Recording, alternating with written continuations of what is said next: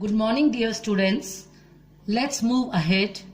The story Bipin Chaudhary's Lapse of Memory. Bipin Babu reconfirms with Chunilal if he is sure that Bipin Babu went to Ranchi at all. Chunilal was shocked and worried.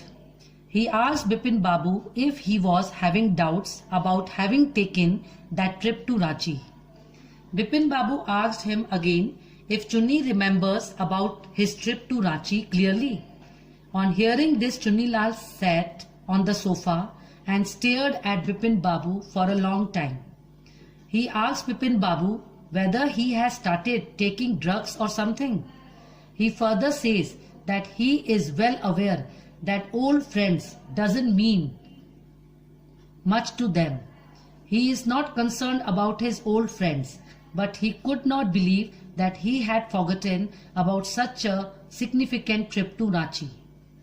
Chunilal was staring at Bipin Babu since so long that Bipin Babu had to look away.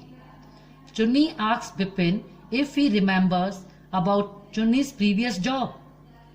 Bipin Babu said that of course. He remembers that previously Chunni worked in a travel agency. Chunni said that he remembered what his last job was, but how would he forget that it was Chunni only who booked his railway tickets to Ranchi. He further says that he even went to the station to see him off. He even remembered minute details like one of the fans in Bipin Babu's compartment did not work properly and how he got an electrician to repair it. Chunni could not believe how Bipin Babu had forgotten about everything. He said that Bipin Babu does not look in the best of his health. Bipin Babu said that yes, he had been working too hard and that could damage on his memory. They agreed that he needed to see a specialist for his condition. Then Chunilal went away even without asking about the job. Bipin Babu finally visited a physician named Paresh Chanda. The young doctor had bright eyes and a sharp nose. On hearing Bipin Babu's symptoms, he started thinking. Bipin Babu told the doctor that he wanted to get rid of this illness at any cost. He further said that this situation was affecting his work also. Dr. Paresh Chanda said that he had never seen such a case like him. He said this case was also outside his area of expertise, but he said that he had a suggestion that might work. Try that. And he said that there are no negative results of doing it too. Bipin Babu was anxious and he leaned towards the doctor in order to understand what he was going to tell him. The doctor continued to explain to Bipin Babu that he thinks Bipin Babu must have been to Ranchi, but due to some undefined reasons, the entire episode has slipped out of his mind. The doctor suggested him to visit Ranchi once again. The scenes of that place might bring back his memory of the trip. The doctor said that at this moment he can do only this much. He further prescribes him a nerve tonic and a medicine to reduce his stress and anxiety that would help him sleep better. He said sleep is essential, otherwise his condition would get worse. As Bipin Babu woke up the next morning, he felt a bit better. After having breakfast, he called his office to give some instructions and then arranged a first-class ticket to Ranchi for the same evening. As advised by Dr. Paresh Chanda, Bipin Babu reached Ranchi the next morning. And as soon as he got down the train, he was sure that he had never visited that particular place before. He took a taxi as he came out of the railway station. He roamed around in the town. He had never seen those buildings, hotels, markets or Muradabadi Hill ever before. Then he arranged a taxi to go to Hudru Falls in the afternoon. It was around 5 o'clock the same day when two Gujarati men who had come with a group of picnickers found Bipin Babu lying fainted beside a large rock. When Bipin Babu came into senses, his first words were, "I am finished. There is no hope for me."